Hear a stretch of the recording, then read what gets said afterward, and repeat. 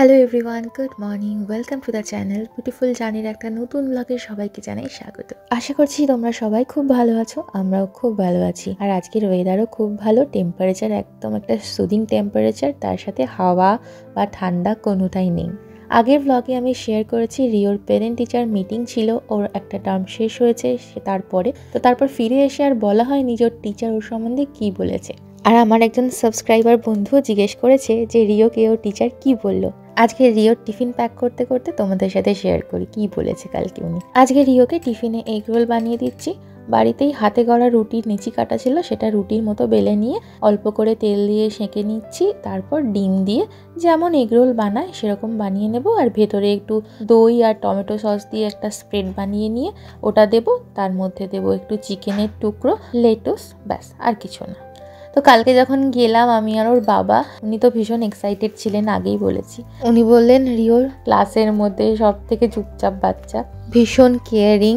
কখনো কেউ যদি পড়ে যায় ও সবার আগে দৌড়ে যায়, তাকে তোলে, প্যান্টে ধুলো লেগে গেলে সেটা ঝেড়ে ফেলে দেয়, হাত ধরে নিয়ে যায়, ভীষণ কেয়ার করে, কথাও শোনে, খাবারও নিজেই নিজের খাবারটা ফিনিশ করে, মানে সব দিক থেকেই পজিটিভ। শুধু যেটা বললেন যে ও এক্সপ্রেস একটু কম করে, কারণ ওর কোথাও লেগে গেলে বা কেউ হার্ট করলে আমরা যদি জিজ্ঞাসা করি বুঝতে পেরেও ও কিন্তু আমাদের কাছে এসে বলে না কখনো। এইটা একটা ওর নেগেটিভ পয়েন্ট। পরে হয়তো বন্ধুদেরকে বলছে আমরা শুনতে পাচ্ছি, কিন্তু ও আমাদের জিজ্ঞেস করলে কখনো বলে না। এটা একটু আমরা এর উপরে কাজ করছি। তবে ওর যদি না বলে সেক্ষেত্রে তো আমরা কিছু বুঝতে পারবো না। এছাড়া ও কাঁচি ধরতে পারে না, কারণ এখানে তো এই বেসিক জিনিসগুলোই স্কুলে শেখায়, এই ছোট নার্সারি ক্লাসগুলোতে পড়াশোনা তো সেরকম হয় না। তো ওটা ও পারে না, কারণ যখনই ক্লাসে কোনো আর্ট অ্যান্ড ক্রাফট হয় তখন ওকে কাঁচি ধরতে দিলে ও ঠিকঠাকভাবে প্রেস করে কাটতে পারে না কিছু। তো এটার ওপরেও আমরা কাজ করছি, আশা করছি ঠিক হয়ে যাবে। ও বাদ বাকি সব কিছুতেই একদম ওকে। উনি বললেন যে আমার তো কিড নেই, আমার যদি কিড হয় আমার খুব ইচ্ছা যে রিওর মতো যেন হয়। আমার তো শুনে হাসি পাচ্ছিল, বাড়িতে যে কী করে সত্যি যদি ওনারা দেখতে পেতেন তাহলে বলতেন যে না দরকার নেই বাবা এরকম। আর আরেকজন ম্যাম আমাকে সেদিন বলছে হি ইজ সো গর্জিয়াস। আমি বলছি হ্যাঁ আমি জানি কতটা গর্জিয়াস। উনিও রিওকে খুব ভালোবাসেন। সেদিন তো আলাদা করে রিওকে আবার একটা গিফটও দিয়েছেন, এতটাই ওকে পছন্দ করেন। তো ওনাদের কাছে শুনে মনে হলো যে না ঠিকঠাকই রয়েছে। আর এই যে এদিকে রিও টিফিন বক্সও রেডি হয়ে গেছে, এগ চিকেন রোল, তার সাথে তরমুজ আর একটা ইয়োগার্ট।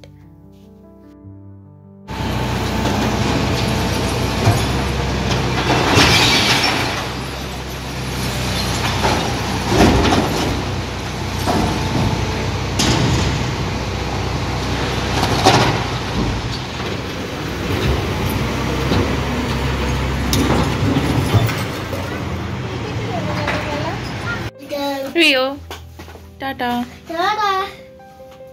গুড মর্নিং বলে দাও সবাইকে। কোথায় যাচ্ছিস তুই এত সেজে গুজে? স্কুল। স্কুল ভাল লাগে? ওকে। কি করছিস তুই? হ্যাঁ ঘুমায়নি নাকি? এখানে শুয়ে পড়েছিস দরজার কাছে, মেন ডোরের কাছে। দেখো এখানে শুয়ে পড়েছে, কি অবস্থা। টাটা।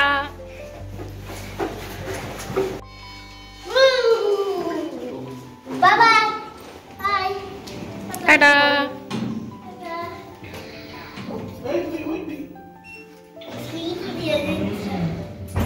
মনোজিৎরা চলে যাবার পরে আমি এখানে বসেই ছিলাম, একটু সোফাতে বসে বসে একটু গান শুনছিলাম। দেখলাম যে বাড়ির জানলাগুলো আর এই বারান্দার এই কাঁচটা পরিষ্কার করতে এসছে আজকে। যদিও আমাদের আগে থেকে নোটিশ দেওয়া ছিল, বাট আমার খেয়াল ছিল না। ভাগ্যিস বারান্দার সবকিছু সরানো ছিল। আসলে যখন যখন ক্লিন করতে আসে তখন বারান্দায় কিছু রাখা যায় না, সব সরিয়ে দিতে হয়। আর দেখো আমি ভয়েস ওভার দিচ্ছি আর একজন চলে এসছে দিয়ে ভেপু বাজাচ্ছে, তাই তো।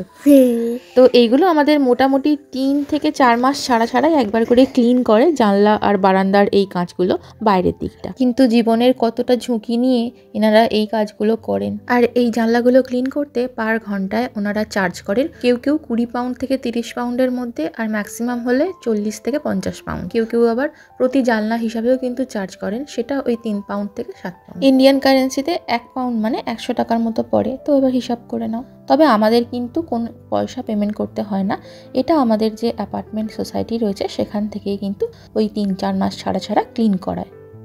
তো মনোজিৎ অফিস করছে রিওকে দিয়ে এসে, আর আমি এখানে ব্রেকফাস্টটাও রেডি করে নিয়েছি। আজকে রিওকে টিফিনে যেটা দিয়েছি আমরাও ব্রেকফাস্টে সেটাই খাচ্ছি, আর তার সাথে নিয়ে নিয়েছি দুজনের জন্য 2 কাপ গরম গরম চা।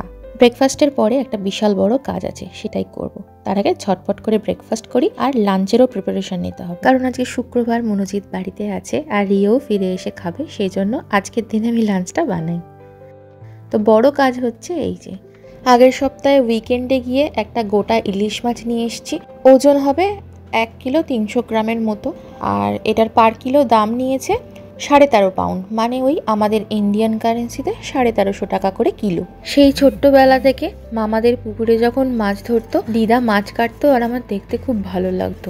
এখনো বাড়িতে মা যদি গোটা মাছ নিয়ে এসে সকালবেলায় কাটতে বসে, সেটা আমার দেখতে সত্যি খুব ভালো লাগে। জানি হয়তো এই জিনিসটা আমার বলার পরে অনেকেই খারাপ ভাববে, বাট কি করব বলো। জানি না ছোট থেকে দেখেছি বলে কি না, তবে আমারও মাছ কাটতে খুব ভালো লাগে। বাড়িতে হলে বেশ খোলা জায়গায় বসে কাটতে সুবিধা হয় বঁটিতে, কিন্তু ফ্ল্যাটে তো আর সেসব সম্ভব হয় না, তখন এই ছুরি কাঁচি ভরসা। সত্যি কথা বলতে বাংলাদেশ থেকে আসা সবজি বা এই যে ইলিশ মাছ বা আরও অন্যান্য মাছ, তার সাথে আরও বেশ কয়েকটা জিনিস যেগুলো আমাদের বাঙালিদের খুব প্রিয়, এখানে আসে বলে আমাদের মতো প্রবাসী বাঙালিদের সত্যিই খুব সুবিধা হয়। দেশে থাকতে আমরা এত ভালো ইলিশ মাছ সত্যিই পেতাম না। হতে পারে এই মাছগুলো বাংলাদেশ থেকে ফ্রোজেন হয়ে আসে, তা সত্ত্বেও কিন্তু যথেষ্ট ফ্রেশ হয়, আর দামটাও একদমই দেশের মতন। তো আমাদের দেশেও তো পার কিলো হিসাবেই ইলিশ মাছের দাম হয়, আর বড় ইলিশ মাছের দাম কিন্তু যথেষ্ট বেশিই থাকে। তো সেক্ষেত্রে দেখতে গেলে এখানে মোটামুটি সস্তাই পড়ে আমাদের, আর চোখ বন্ধ করে না এদের কোয়ালিটির ওপর ভরসা করা যায়। তো সেক্ষেত্রে আমাদের সত্যিই কোনো অসুবিধা হয় না। আরও একটা জিনিস আছে যেটা আমার খুব প্রিয়, সেটা আমি ব্লগের শেষে তোমাদের সাথে শেয়ার করছি। মাছটা মোটামুটি এখানে আঁশ ছাড়িয়ে পরিষ্কার করে কেটে নিয়েছি। আমরা ইলিশ মাছ কখনোই কেটে ধুই না, আগে ভালো করে আঁশ ছাড়িয়ে এরকমভাবে পরিষ্কার করে নিই কানকোগুলো, তারপরে ধুয়ে নিয়ে সাইজ মতো পিস পিস করে নেব। রিও স্কুল গেছে বলে তাই, রিও নালে আমার মতোই হয়েছে। মাছ যখন কাটি তখন ও পাশে দাঁড়িয়ে দাঁড়িয়ে দেখে। অন্য সময় মনোজিৎই কেটে দেয়, আজকে অফিস আছে বলে আমিই কেটে নিচ্ছি। আজকে রান্না করব না, কেটে রেখে দিচ্ছি, যাতে করে রবিবার দিন রান্না করব আর তখন সুবিধাও হবে। প্রথমে মাথাটা কাটার পরে এই পিত্তিটাকে ভালো করে বেছে ফেলে দিতে হয়, নালে ওটা যদি ফেটে যায় তো ব্যাস গেল, মাছের সর্বনাশ, পুরো তেতো হয়ে যাবে। মাছ কাটতে কাটতে তোমাদের একটা রিকোয়েস্ট করব, তোমরা আমার ব্লগ অনেকে দেখছো, সেটা দেখে আমি সত্যিই খুব আপ্লুত। কিন্তু দেখার পরে প্লিজ যদি কোথাও গিয়ে মনে হয় ব্লগটা একটুও ভালো লেগেছে তাই দেখেছো, তাহলে বলবো দেখার পরে অবশ্যই একটা লাইক করো আর ছোট্ট একটা কমেন্ট করো, তাহলে আমাদের এই জিনিসগুলো না অনেক বড় প্রাপ্তি। এনিওয়েজ, আমার এখানে মাছ প্রায় কাটা হয়ে গেছে। এর মধ্যে কিছু পিস আমি নর্মাল ফ্রিজে রেখে দেবো রবিবার দিনের জন্য, আর বাকিটা ডিপ ফ্রিজে। আসলে রবিবার দিন আমরা খুব তাড়াতাড়ি বেরোবো, ওই দিন রিওর আরও একটা নতুন জার্নি স্টার্ট হবে, যেটার ছবি আমি আমার ফেসবুক পেজে অলরেডি পোস্ট করে দিয়েছি। সেই জন্যই এত আগে থেকে কেটে রেডি করে ফ্রিজে রেখে দিচ্ছি। যাই হোক, মাছ টাছ বেছে আমি সমস্ত কিছু এখানে রান্না করে নিয়েছি। ভাত, শাক পোস্ত, ডাল সবজি দিয়ে, আর মাছের ঝাল। শাকটা কিন্তু আবার কেল শাক, এখানে এরা স্যালাড হিসাবে খায়। আমি মাঝে মাঝে এটা দিয়ে চচ্চড়ি, ভাজা, তরকারি, পোস্ত এইসব করে থাকি। শাকটা কেমন হয়েছে বলো? ভালো। আইডিয়াটা কেমন বলো? কেল শাকের পোস্ত, লাউ শাকের মতো না কতকটা খেতে। আমার টেক্সচারটা লাউ শাকের মতনই মনে হয়েছে বলে আজকে প্রথমবার বানিয়েছি কেল শাকের পোস্ত। কি অদ্ভুত কম্বিনেশন বানিয়েছি বলো। শুধু শাক পাতাটাই আছে, কোনো ডাটা নেই, খেতে বেশ ভালো হয়েছে। আর ডাল দিয়ে খেতে না আরো ভালো লাগছে বেশ।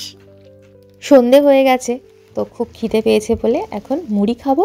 মুড়ি মাখতে যাচ্ছি, দেখি যে মুড়ির ডাব্বাটায় মুড়ি শেষ। তো মুড়িটার প্যাকেটটা কেটে এখন ঢেলে রাখছি। তোমাদের আগেই বলেছি যে বাংলাদেশ থেকে আসা কিছু জিনিস আমাদের মতো প্রবাসী বাঙালিদের কাছে যেগুলো ভীষণ প্রিয়, সেগুলো আমরা এখানে বসে সানন্দে খেতে পারি। যেমন তার মধ্যে হলো আর একটা জিনিস, মুড়ি।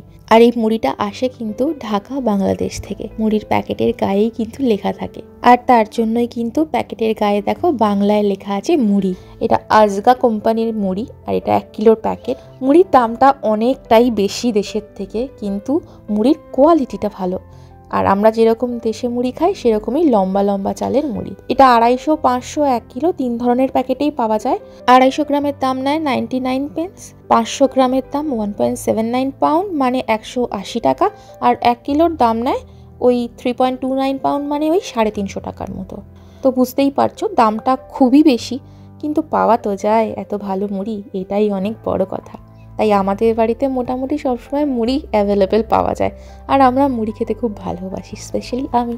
তো এখানে সব কিছু দিয়ে মুড়ি মেখেছি, চানাচুর, কর্ন, বাদাম, ধনেপাতা, কাঁচা লঙ্কা, পেঁয়াজ আর আমতেল। ব্যাস, মুড়ি মাখা সাথে গরম গরম চা, এই হলো আজকে আমাদের সন্ধ্যের টিফিন। চলো, এর সাথে সাথে আজকের ব্লগটাও এখানে শেষ করলাম। সবাই ভালো থেকো, দেখা হচ্ছে নেক্সট ব্লগে। টাটা।